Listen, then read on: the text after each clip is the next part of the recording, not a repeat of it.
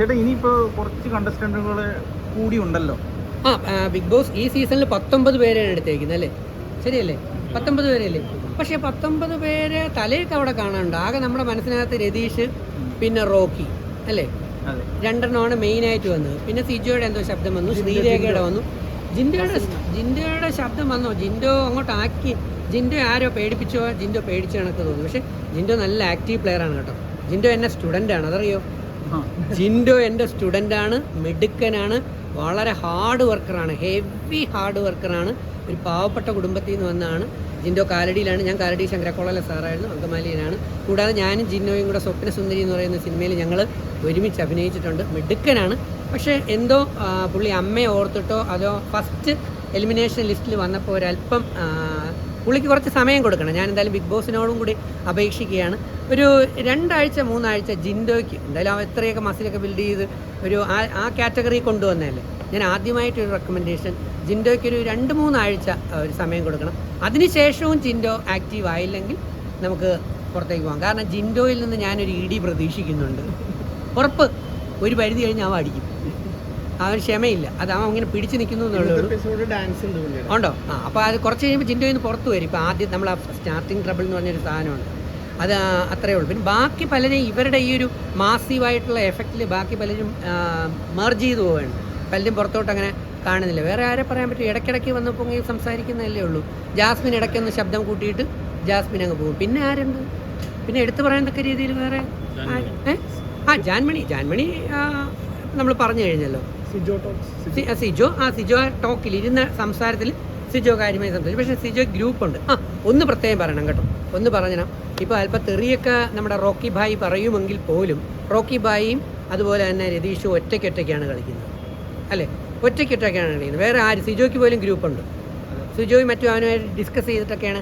നമ്മുടെ മുടിയൻ അനിയനില്ലേ, മുടിയൻ, അവരെല്ലാം തമ്മിൽ ഋഷിയൊക്കെ ആയിട്ട് തമ്മിൽ ഡിസ്കസ് ചെയ്യുന്നുണ്ട് പല കാര്യങ്ങളും. എന്നിട്ടും അവർ ഇടയ്ക്കിടയ്ക്ക് ഞങ്ങൾ ഒറ്റയ്ക്കൊറ്റയ്ക്കാണെന്ന് പറയുന്നത് നമ്മളെ ബോധ്യപ്പെടുത്താൻ വേണ്ടിയാണ്. അല്ല, രതീഷും റോക്കിയുമാണ് ഞാൻ കണ്ടതിൽ ഇതുവരയ്ക്കും ഒറ്റയ്ക്കൊറ്റയ്ക്കായിട്ട് കാര്യങ്ങൾ ചെയ്യുന്നത്. മറ്റേ ശ്രീരേഖ പോലും മറ്റേ റൂമിനകത്ത് പോയിട്ട്, ഏത് റൂമിനകത്ത്, പവർ റൂമിനകത്ത് പോയിട്ടൊന്ന് ഡിസ്കസ് ചെയ്തിട്ട് രതീഷിന് പണി കൊടുക്കാന്നൊക്കെ പറഞ്ഞ് ഡിസ്കസ് ചെയ്ത് പുറത്തേക്ക് വരുന്നുണ്ട്. പക്ഷേ ഇവർ രണ്ടുപേരും ആരുമായിട്ട് ഡിസ്കസ് ചെയ്തിട്ടല്ല കാര്യം ചെയ്യുന്നത്. ആണോ? അല്ല. അപ്പോൾ ഇപ്പം ഈ സീസണിൽ ഈ ആഴ്ചയിൽ എൻ്റെ റിവ്യൂ എനിക്ക് തോന്നിയത് റോക്കി ബായിയും രതീഷുമാണ് ഒറ്റയ്ക്കൊറ്റയ്ക്ക്, പൂർണ്ണമായും ഒറ്റയ്ക്ക് കളിക്കുന്നത്. ജാസ്മിൻ ഒരു സപ്പോർട്ടിന് വേണ്ടിയാണ് ഇപ്പോൾ ഗബ്രിയിൽ എത്തിയിരിക്കുന്നത്. ഗബ്രി അവിടെ ഒരു സപ്പോർട്ട്, പ്രണയ പരിപാടി നടത്തുമ്പോൾ എന്തായാലും എലിമിനേഷനിൽ നോമിനേറ്റ് ചെയ്യില്ലല്ലോ, ചെയ്യുമോ? അത് മഹാദണ്ഡി തരുമല്ലേ? എൻ്റെ കൂടെ ഇരുന്ന് പാതിരാത്രി വെളുപ്പാങ്കാലം 3:30 വരെ ഇരുന്ന് കഥ പറയും, പിറ്റേ ദിവസം പോയിരുന്ന് എനിക്കെതിരെ നോമിനേഷൻ പറയാമെന്ന് പറഞ്ഞാൽ അത് ഉണ്ടാകത്തില്ല. അപ്പോൾ ഓരോരുത്തരും ഇങ്ങനെ ചാക്കിട്ട് പിടിച്ച് വരും. ഇതിൻ്റെ ഗെയിമിൻ്റെ ഒരു ഭാഗമാണ്.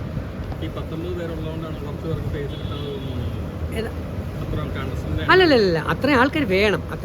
ആൾക്കാർ കുറഞ്ഞു പോയാലും ബോറാണ്. ഇപ്പോൾ കുറേ കഴിഞ്ഞ് എലിമിനേഷൻ കഴിഞ്ഞ് 6 പേര് 7 പേര് മാത്രം കഴിയുമ്പോഴത്തേക്ക് പുറത്ത് പോയവരെല്ലാവരും തിരിച്ചു വിളിക്കാറില്ല. ആൾക്കാർ അത്രയും വേണം, അപ്പോഴേ ബഹളം ഉണ്ടാകത്തുള്ളൂ.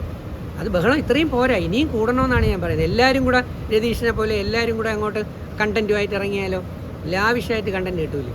പക്ഷെ ചിലർ പഠിച്ചും പദ്ധതിയും കൊണ്ട് വന്ന പലതും അങ്ങോട്ട് അപ്ലൈ ചെയ്യാൻ പറ്റുന്നില്ല. വന്നതും സാധനവും നമ്മൾ പഠിച്ചു പോയാൽ പറ്റത്തില്ല. സിറ്റുവേഷൻ അനുസരിച്ച് സ്പോണ്ടേനിയസ് ആയിട്ട് ഓരോ കാര്യങ്ങളും വരാനായിട്ട് നമുക്ക് നോക്കണം. അതാണ് വേണ്ടത്. അപ്പോൾ ഇതുവരയ്ക്കും ഞാൻ ഹാപ്പിയാണ്. സെലക്ഷൻ നല്ലതാണ്. കോമൺ ആയിട്ട് ഒരുപാട് പേർക്ക്, പുതിയ ആൾക്കാർക്ക് സെലക്ഷൻ കിട്ടിയിട്ടുണ്ട്. പിന്നെ ഈ കോമണർ എന്ന് പറഞ്ഞിട്ടുള്ള ആ 2 പേരുടെ എൻട്രി ഞാൻ ചോദിക്കുന്നത്, അവർ ആക്ച്വലി കോമണർ ആണോ? അല്ല, നമ്മൾ ഗോപികയാണ് കഴിഞ്ഞ പ്രാവശ്യം കോമണർ എന്ന് പറഞ്ഞ് ജനങ്ങൾ സെലക്ട് ചെയ്തു എന്ന് പറഞ്ഞ് കൊണ്ടുവന്ന ആരായിരുന്നു? ഗോപിക. ആ ഗോപികയെ വെച്ച് കമ്പയർ ചെയ്യുമ്പോൾ ഇത് സെൻറ്റ് തെരേസാസ് കോളേജിലെ ഫിസിക്കൽ എഡ്യൂക്കേഷൻ്റെ ഒരു ടീച്ചറാണെന്ന് അവരുടെ ഇപ്പോൾ കുറേ വ്ളോഗ്സൊക്കെ ഉണ്ട്. അവർ പല ആർട്ടിസ്റ്റുകളോടൊപ്പം സെലിബ്രിറ്റികളോടൊപ്പം നിൽക്കുന്നതും മറ്റൊരുക്കെ അവരും ഈ വ്ളോഗ്സും സോഷ്യൽ മീഡിയയിലൊക്കെ ഹാൻഡിൽ ചെയ്യുന്ന ഒരു ചെറിയ അവരൊക്കെ സെലിബ്രിറ്റീസ് തന്നെ അല്ലേ? എനിക്ക് കോമണേഴ്സ് ആണോ? ഹൈലി എഡ്യൂക്കേറ്റഡും അതുപോലെ തന്നെ അവർ സോഷ്യൽ മീഡിയയിൽ മുൻപന്തിയിൽ നിൽക്കുന്നതാണ്. യഥാർത്ഥത്തിലൊരു വീട്ടമ്മയോ ഒരു വീട്ടിലുള്ള പയ്യനെയോ ഈ സോഷ്യൽ മീഡിയയിൽ ഒന്നുമില്ലാത്ത 2 പേരെ, ഒരാളിനെ 2 പേരെ കൊണ്ടുവരികയായിരുന്നെങ്കിലോ. ഞാനിത് ആരെയും കുറിച്ച് കുറ്റം പറയുന്നതല്ല. കോമണേഴ്സ് എന്ന് പറഞ്ഞ് വരുമ്പോഴത്തേക്ക് കുറച്ചുകൂടെ കോമൺ ആയിട്ടുള്ള ആൾക്കാർ വന്നാൽ നന്നായിരുന്നില്ലേ? അല്ലേ? എനിക്ക് തോന്നിയ ഒരു സാധനം ഒരാളെങ്കിലും ഇപ്പം കഴിഞ്ഞാൽ ഗോപിയെ നല്ലതായിരുന്നു. പക്ഷേ ഇടയ്ക്ക് ഗോപിയുടെ കൈ വിട്ടുപോയി. ഗോപിയുടെ നാക്ക് ചതിച്ചതുപോലെ ഇടയ്ക്ക് തോന്നി അല്ലേ?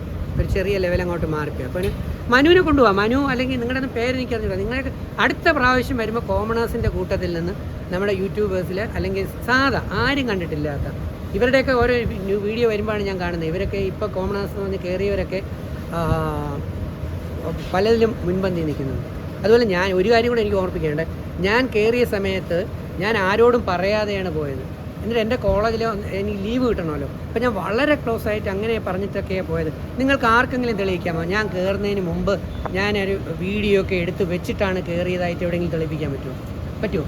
പക്ഷേ ഇവിടെ ഇപ്പം ഞാൻ കഴിഞ്ഞ ദിവസം കണ്ടത്, ഇവരകത്ത് കയറിയതിന് ശേഷം ജാസ്മിൻ്റെ ഒരു വീഡിയോ പുറത്തു വന്നു.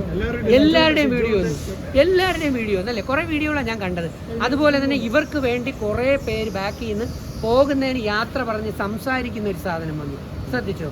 അപ്പോൾ പലരും പബ്ലിസിറ്റി കൊടുത്തിട്ടാണ് വന്നത്. അപ്പോൾ ഞാനൊക്കെ മണ്ടനായിരുന്നല്ലേ?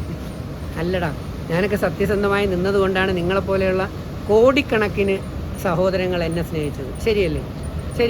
ഒരാൾ പോലും എനിക്ക് സപ്പോർട്ടില്ല. ഞാൻ എൻ്റെ വീട്ടിൽ നിർത്തിയിരിക്കുന്ന ചേച്ചിയുടെ അടുത്ത് ഞാൻ പ്രാർത്ഥിച്ചിട്ട് വന്ന ഇതാണ്.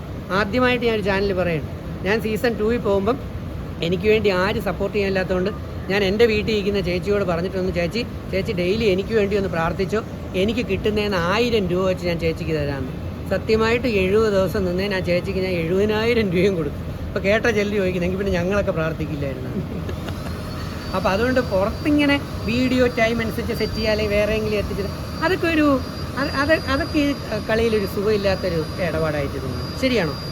ശരിയല്ലേ? ശക്തമായ PR വർക്കുകൾ സെറ്റ് ചെയ്ത് വെച്ചിട്ട് പുറത്തേക്ക് കയറി. അതുകൊണ്ടാണ് എനിക്ക് ആ ജാസ്മിൻ്റെ പ്രവർത്തനത്തിലൊക്കെ എനിക്ക് അത്രത്തോളം എനിക്ക് സപ്പോർട്ട് ചെയ്യാൻ പറ്റാതെ വരുന്നത്. കാരണം ഞാൻ കണ്ടപ്പോൾ അത് ഞെട്ടിപ്പോയി അല്ലേ.